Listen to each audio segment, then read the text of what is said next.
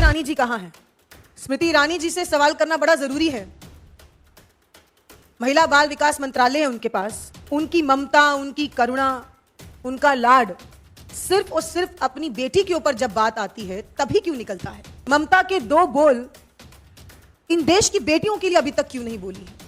क्या आपकी कोख से अगर कोई जन्म नहीं लेगा तो क्या उन देश की बेटियों के आप बोलेंगे नहीं? जब भी निकलती हैं प्रेस कॉन्फ्रेंस के लिए सिर्फ राहुल गांधी जी पे निजी कटाक्ष करने के लिए निकलती हैं, लेकिन देश की बेटियों के लिए, विश्व विजेताओं के लिए मौन धारण करके बैठे हैं।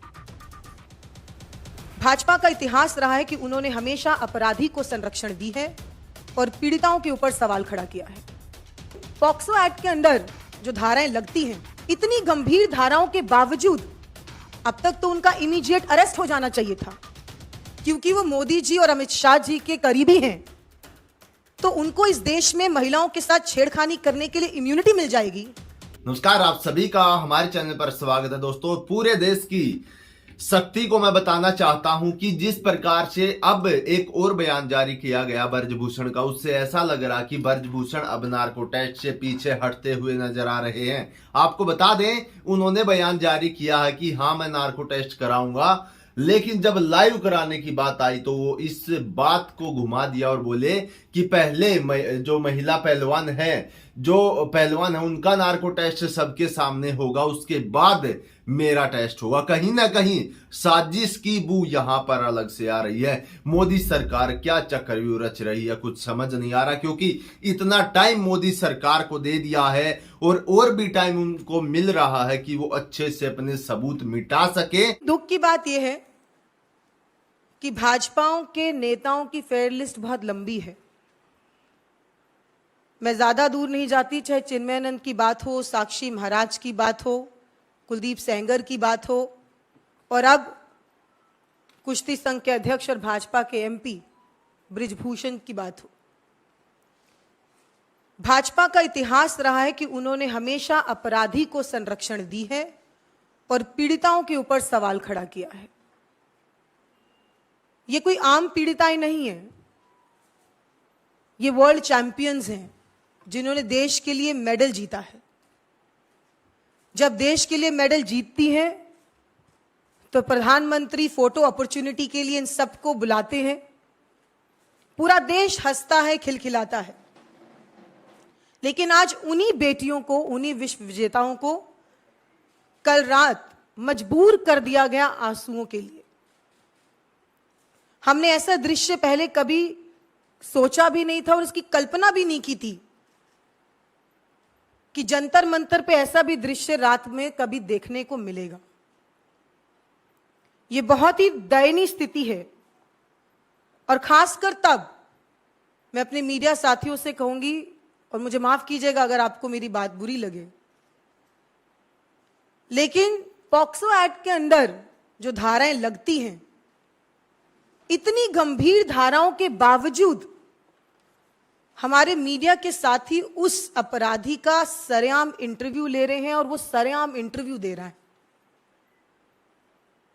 अब तक तो उनका इमीडिएट अरेस्ट हो जाना चाहिए था, सिर्फ और सिर्फ क्योंकि वो भाजपा के एमपी हैं, क्योंकि वो कुश्ती संघ के अध्यक्ष हैं, क्योंकि वो मोदी जी और अमित शाह जी के करीबी हैं।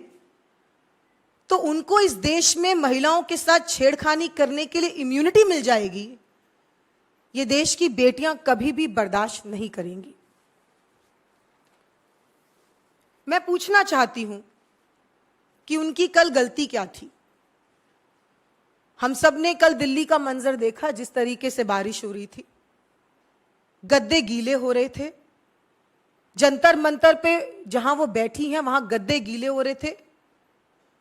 अगर उनको कोई खटिया दे रहा है या कोई मदद कर रहा है,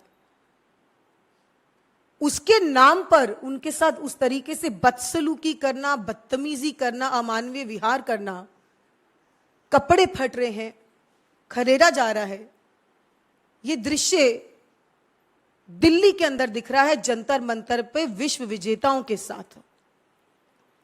स्मृति ईरानी जी कहां हैं? स्मृति ईरानी जी से सवाल करना बड़ा जरूरी है।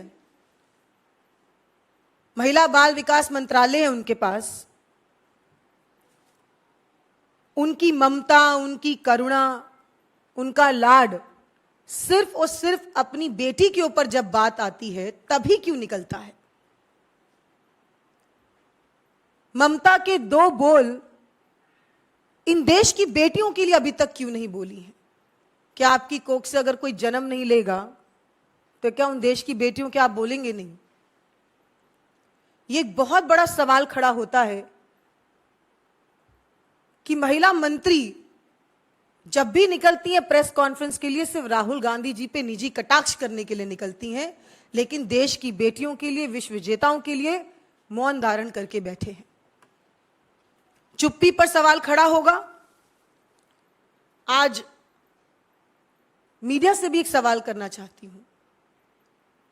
इस पूरे प्रकरण में इतने दिन से धरना हो रहा है और गंभीर आरोप हैं। ऐसे में प्रधानमंत्री नरेंद्र मोदी जी और गृह मंत्री अमित शाह जी से सवाल क्यों नहीं किया जा रहा है? सारे सवाल महिला खिलाड़ियों से ही क्यों किए जा रहे हैं? हमें उनका समर्थन करना होगा और देश का हर व्यक्ति उनका समर्थन करता है। हमें उनकी मदद करनी है ताकि कभी किसी और बेटी के साथ, कभी किसी और खिलाड़ी के साथ गेम के नाम पर, फेडरेशन के नाम पर शोषण नहीं किया जा सके। अनुराग ठाकुर जी जो स्पोर्ट्स मिनिस्टर हैं, अगर उन्हें पुशअप करने से फुर्सत मिल गई हो तो उम्मीद करते हैं कि वो इनकी बात सुने। जो कल रात हुआ जंतर मंतर पे उसका संज्ञान ले।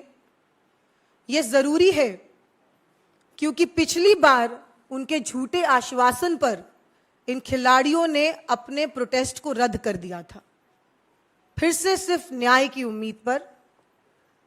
लेकिन वो न्याय अभी तक मिला नहीं है। एफआईआर दर्ज हो जाना, वो भी न्यायालय के निर्देशों पर एफआईआर का दर्ज होना, ये कोई विक्ट्री नहीं है। ये यौन शोषण का मामला है, ये कोई एडमिनिस्ट्रेटिव मामला नहीं है। इस मामले पर इमीडिएट से सरकार को संज्ञान लेना चाहिए। प्रधानमंत्री जी को अपनी आंखें और कान खोलने चाहिए।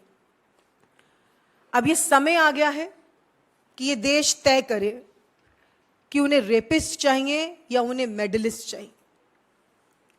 ये निर्णय लेने का समय आ गया है और आज अगर हम इसमें चूक गए तो कल जो हजारों और करोड़ों लड़कियां खिलाड़ियों को देखकर कहीं ना कहीं अपना प्रेरणा स्रोत मानती हैं, अपने घर की दहलीज पार नहीं कर पाएंगी और इन खेलों का हिस्सा नहीं बन पाएंगी।